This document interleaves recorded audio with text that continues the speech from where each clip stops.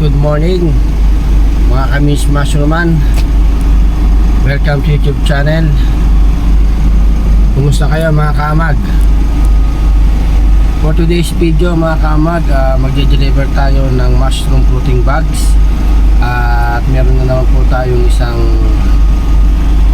i-assist na beginner na gustong subukan na kung paano ang magpatubo ng kabute.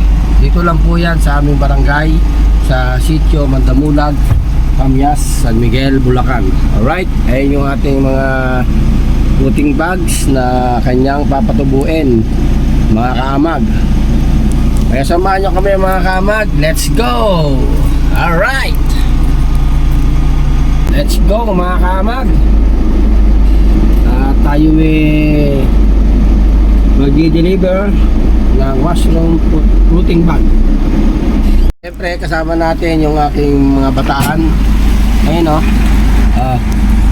Alright. Ito yan. Let's go mga kamag.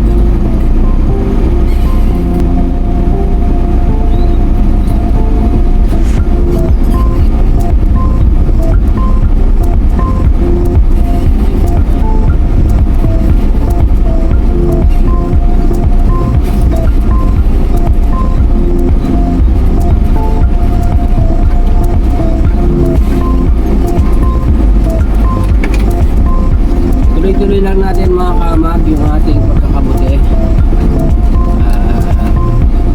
Pwede tayo magsimula sa maliit at pag napagtsagaan natin mga kaamag, ito ay pwedeng lumaki dahil sa ating pagtsatsaga.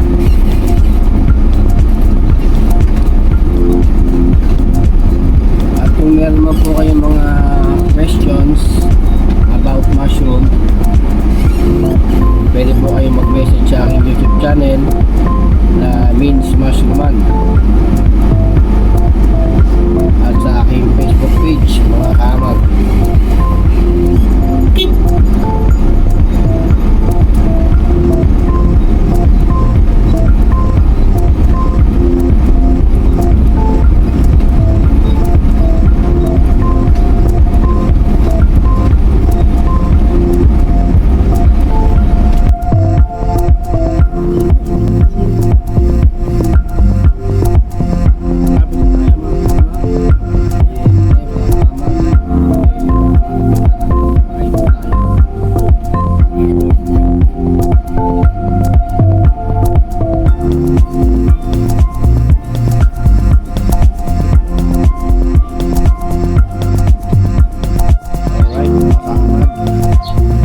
Yung paglalagyan ng mushroom fruiting bags sa isang simpleng growing house.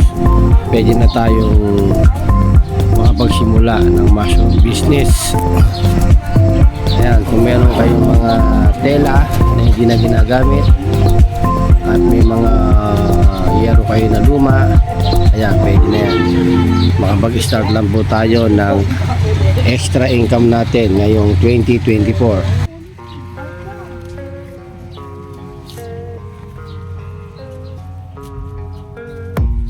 I don't really know what comes next. I'm just doing my best, even though I'm so stressed out. Everything just feels like a test that I fail, so depressed when I can't seem to get out. But something deep inside won't let me quit. I swear that I'm inspired by all this shit. Tell me that I can't and I won't. That's what guides me the most. Your lies, I'll do what I want.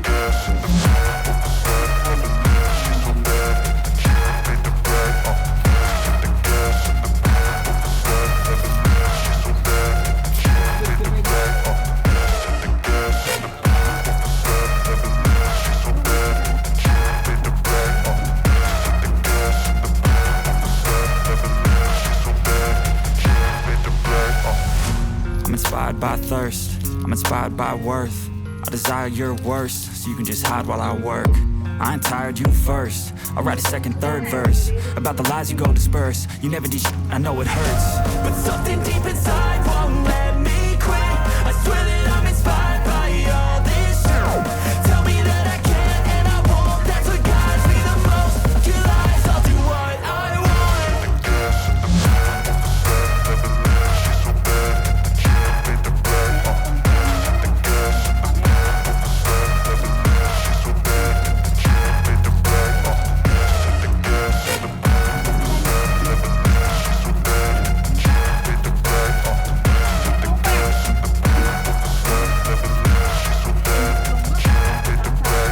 Alright mga kamag, isa na namang beginner ang naturuan natin na kung papaano ang magpatubo ng kabute.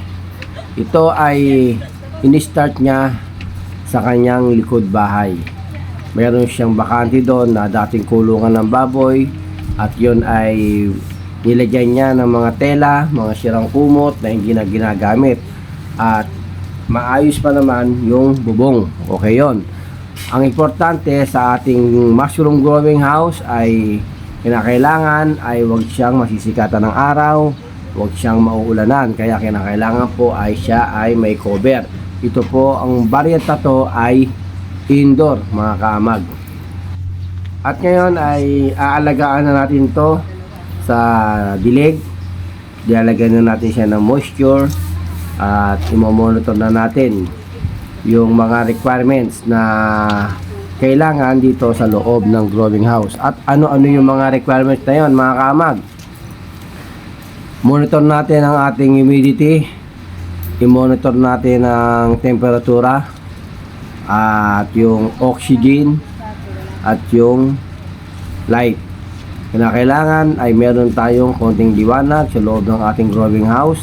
At kailangan meron tayong ventilation, yung oxygen na tinasabi. At kailangan ay meron tayong tamang temperatura sa loob ng ating growing house. At yung ating humidity. Ayan, yan yung mga requirements na kailangan natin sa loob ng growing house para tayo ay makapagpatubo ng white oyster mushroom na quality. Ayan si Anton.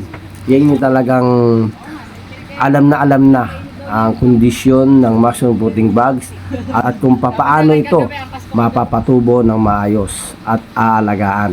Alright mga kamag, sa mga gusto matutong mag-mushroom, pwede nyo akong kontakin sa aking telepono na 0945-8875-085 at lagi nyo pong bisitahin ang aking YouTube channel na Means Mushrooman. Yan tayo maraming ina-upload na mga mushroom video tutorial. Alright mga kamag, tapos na yung Oh guys, nalagay na namin yung Dilig na mushroom lang, fruiting guys. bag. Didiligan na lang. diligyan na lang. Paano ba pagdilig niyan, Anton? Didiligin nyo lang po muna yung mga paligid para malamig. Alright, ilang beses? Ilang beses naman? Depende pag mainit po. Pag Oh. mainit po, mga Marami. 3 times a day. Yun, alright. Yun. Okay.